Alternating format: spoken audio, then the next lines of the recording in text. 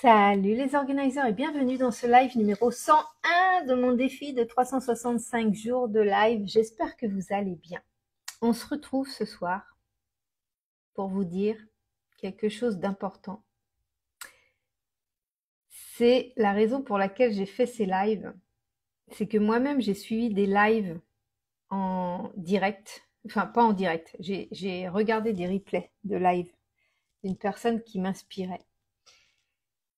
J'ai pas encore fini les 365 jours de ces lives, mais ça a déjà changé vraiment de façon significative mon monde intérieur.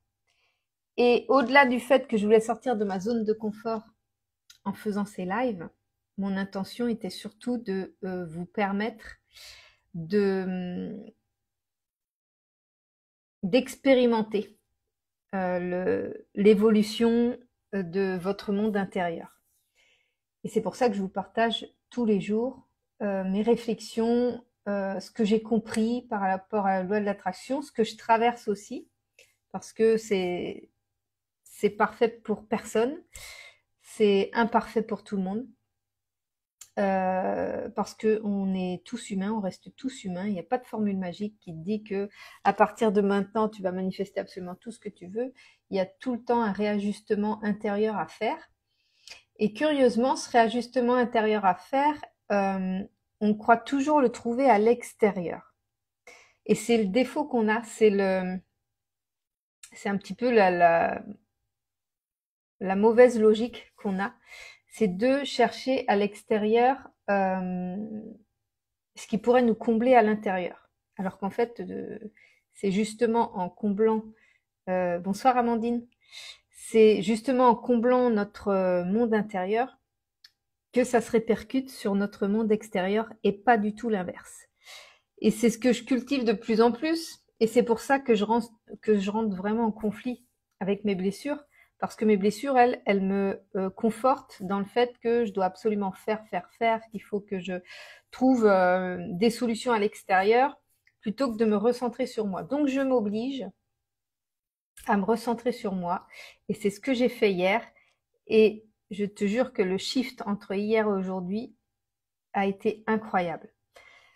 Hier, donc, j'avais pris la décision de me reposer parce que mon monde intérieur était perturbé. J'étais stressée, énergétiquement, j'étais vraiment perturbée. J'étais pas dans une bonne énergie. Et mon ancienne moi, celle qui entretenait la blessure, qu'est-ce qu'elle aurait fait? Elle aurait continué quand même à travailler. Elle aurait continué à insister pour essayer d'aller au bout de son objectif qu'elle s'était fixé. Elle se serait usée et à terme, en faisant ça, je te parlais des couches, en rajoutant une couche à chaque fois, ce que j'ai fait il y a quelques années, en n'écoutant pas mon corps, parce que la blessure de l'injustice te rend un petit peu, comment dire, tu ressens pas la douleur en fait. Avec la blessure d'injustice, tu ne ressens pas la douleur. Donc tu risques fort d'avoir quelque chose de grave sans que tu t'en sois jamais rendu compte. Et donc faut apprendre à s'écouter, faut apprendre à répondre à ses besoins. Ce qui était très difficile pour moi, forcément. Et donc ce que je voulais dire, c'est que j'ai perdu le fil. Hier, j'ai décidé, voilà, de faire attention à moi parce qu'il y a quelques années, à trop vouloir faire, à trop vouloir aller au bout des choses, à chaque fois je me disais, j'étais jeune aussi, hein, mais à chaque fois je me disais, allez, encore ça, et puis après, je me laisse tranquille, sauf que le après, il se transformait en nouvel objectif. Et, le fait que j'avais été confrontée à une entreprise où c'était jamais assez en fait, peu importe ce que je faisais. Donc je croyais qu'il fallait que j'en fasse encore plus et qu'il fallait que j'en fasse encore plus. Et je me suis je me suis laissée embarquer dans l'engrenage et j'ai fini par péter un boulard et faire un burn-out. Donc j'ai retenu la leçon. Ça fait 15 ans maintenant. 15 ans que c'est arrivé.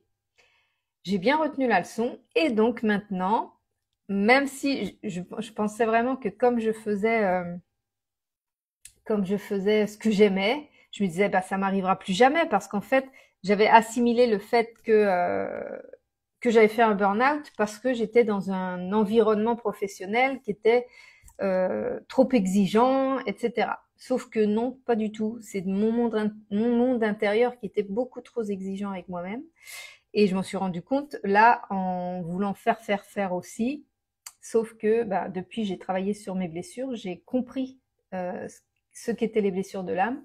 J'ai travaillé dessus et au départ, je ne savais pas trop que c'était ça. Et puis maintenant que je connais le mécanisme et que j'ai les outils pour travailler dessus, ben, c'est beaucoup plus facile pour moi de me dire, de déculpabiliser, de me dire, ben non, là, tu vois, tu t'arrêtes parce que c'est juste que tu arrives à saturation, tu as voulu faire trop de choses et là, ton corps, il te dit stop.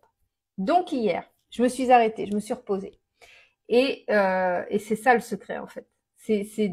Ça peut être dur à comprendre, mais pour que ton monde extérieur se modifie, tu dois prendre soin de ton monde intérieur. Donc ça concerne le repos, ça concerne l'écoute des besoins, ça concerne la remise en question, ça concerne le travail sur les blessures, ça concerne le travail sur les croyances, sur les pensées, ça concerne la, l'apprentissage des limites pour poser ses limites.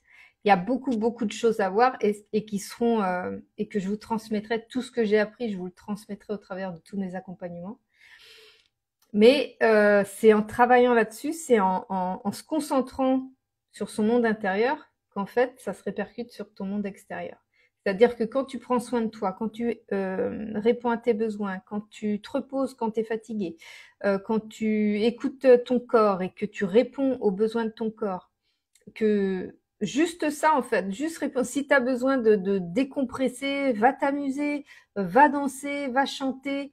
T'as pas besoin de dépenser des sous pour te sentir mieux en fait.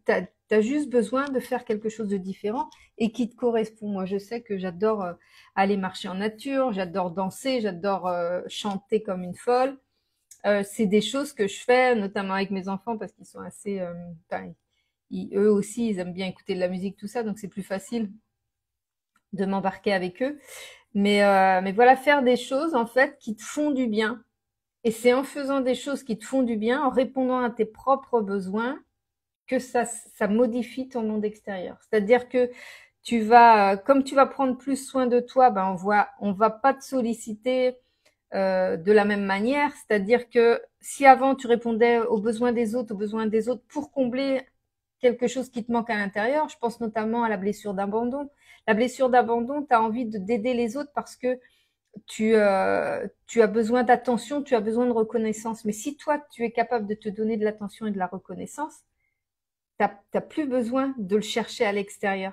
Et une fois que tu l'as trouvé à l'intérieur, c'est toi qui attires les personnes qui ont envie de te voir, qui ont envie d'interagir avec toi et de t'apporter quelque chose, en fait. Et ça change tout, ça change absolument tout. T'es plus comment dire, en, j'allais dire en conflit, mais c'est pas ça. T'es plus en recherche, t'es plus en action, t'es plus en train de t'user psychologiquement à essayer de trouver des solutions et essayer de trouver le moyen de combler le manque que tu ressens à l'intérieur. Non, c'est juste que tu réponds à tes besoins et rien que le fait de répondre à tes besoins, de t'écouter, d'écouter ton corps, ça, ça, ça comble finalement ce qui te manque à l'intérieur et ça te permet d'attirer à toi encore plus de ce que tu viens de combler à l'intérieur. Et ça, j'ai mis beaucoup de temps à le comprendre et parce que c'est complètement illogique pour moi, de mon point de vue à moi, c'est complètement illogique et complètement contre-intuitif en fait. Parce qu'on croit toujours qu'on va trouver notre solution à l'extérieur alors que la solution, elle est en nous. Et c'est à partir du moment où on comble ce besoin à l'intérieur de nous qu'on attire à nous les solutions qu'on cherchait à l'extérieur. C'est comme un aimant, on devient un aimant. On devient un aimant à attirer à nous ce dont on a besoin. Et tu vois, ce matin, j'étais en conversation avec une abonnée qui a pris un accompagnement individuel qu'on va bientôt commencer. Et elle me disait Elle me disait l'autre jour, oui, moi je demande des nouvelles et personne ne demande jamais de mes nouvelles et personne s'intéresse à moi, personne ne, ils s'en fichent de moi en fait. Si moi je prends pas de nouvelles, en fait, ils prennent jamais de nouvelles et ça va que dans un sens, etc. Et curieusement, elle suit beaucoup mes lives, hein. Elle regarde mes replays, elle vient au direct, elle suit toutes mes publications, tout ce que je transmets gratuitement. Elle suit tout ça. Elle avait pris mon accompagnement reconnexion, mais elle l'a pas fini. C'est pas bien d'ailleurs. Mais et voilà, elle est très, enfin, on est très connecté. Elle est très connectée à mon énergie, ce qui est essentiel si tu veux vraiment que je puisse t'apporter le maximum de ce que je peux t'apporter. Faut que nos énergies soient connectées, mais tu vas le sentir. Si t'aimes bien me suivre, si t'aimes bien écouter tous mes contenus, si ça te parle, si des fois t'as des déclics, c'est bon. Tu peux prendre mes accompagnements les yeux fermés, ça va t'apporter vraiment un truc en plus. Mais voilà, donc on va faire un accompagnement individuel et donc l'autre fois elle me disait oui, moi je demande des nouvelles, on me demande jamais de nouvelles et là elle a décidé de poser ses limites. Le week-end dernier, elle a décidé de poser ses limites parce que au niveau de sa santé, c'est compliqué.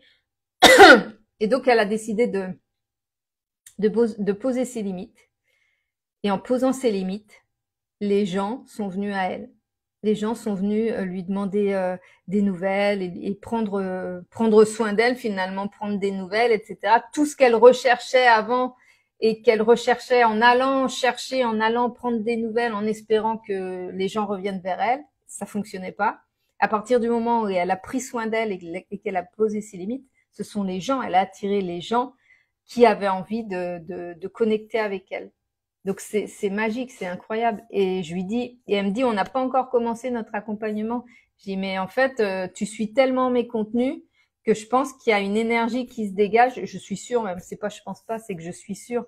Et les lives que je fais tous les jours, je suis certaine que si tu les as écoutés du début, t'as plus la même façon de voir les choses que quand tu as commencé à regarder ces lives. C'est sûr et certain. Et c'est exactement ce qui m'est arrivé. Je suis rendue, je crois, à plus de 250 lives sur un autre compte que je suis et ça m'a transformée. Ça m'a transformée.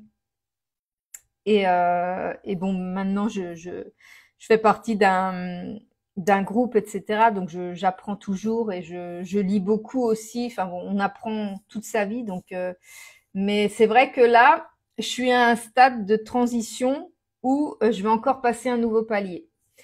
Et, euh, et je vois bien que j'ai plus les mêmes clientes. C'est marrant parce que les clientes que j'attire à moi, elles ont des problèmes de santé, elles ont des problèmes relationnels, elles ont beaucoup de culpabilité, du manque d'amour envers elles-mêmes. C'est tellement ce que j'ai l'intention d'apporter ce que j'apporte déjà avec les accompagnements que je crée là, et ce que je compte apporter aussi parce que tout part de là. À partir du moment où tu commences à te donner beaucoup d'amour, eh bien tu, tu finis par rayonner et à transmettre ton rayonnement autour de toi en fait. Et c'est pour ça que c'est important de d'abord se concentrer sur soi, qu'est-ce qui nous ferait du bien, de quoi on a besoin, au lieu d'aller chercher à l'extérieur si quelqu'un peut nous sauver, tu vois, si quelqu'un peut répondre à nos besoins, non, tu dois répondre toi-même à tes besoins. Et c'est en t'écoutant, écoute-toi, écoute ton intuition, de quoi tu as besoin là. Tu vois, hier, moi, j'étais en train de me dire, j'ai ok, je vois bien, je travaille trop, j'ai mal, j'ai les, j'ai les yeux secs, j'avais mal aussi au niveau de ici là, quand je respirais. J'ai ok, ça c'est le stress aussi. Et puis la sciatique, j'ai dit bon, ok, là stop, on fait plus rien. Voilà, on se met pas la pression, on va faire ce qu'on peut. Et j'ai juste lâché. Donc, j'ai juste lâché. Je me suis dit, qu'est-ce que je pourrais faire qui me ferait plaisir? Tu vois, c'est juste ça, c'est tout bête, hein. Qu'est-ce que je pourrais faire qui pourrait me faire plaisir? Et avec ma blessure d'injustice, c'est très, très compliqué de répondre à cette question au départ. Parce que, en général, ce qui me fait plaisir, c'est de faire plaisir aux autres. Alors, trouver quelque chose qui me fasse plaisir à moi avant de faire plaisir aux autres, c'est compliqué. C'est compliqué. Je suis en plein apprentissage. pour m'aider, je me suis dit qu'est-ce que j'aimais faire avant d'avoir des enfants, parce qu'en fait mes enfants sont ma priorité et que j'essaye toujours de faire des choses qui vont leur faire plaisir à eux avant moi. Donc c'est pas bien non plus, hein, faut que je pense à moi. Et donc je me disais avant d'avoir des enfants, qu'est-ce que j'aimais faire, etc. Et finalement, bon, j'ai un petit peu changé de goût. J'ai un petit peu changé de goût, mais ça m'a permis de retrouver cette sensation de me faire plaisir juste pour moi.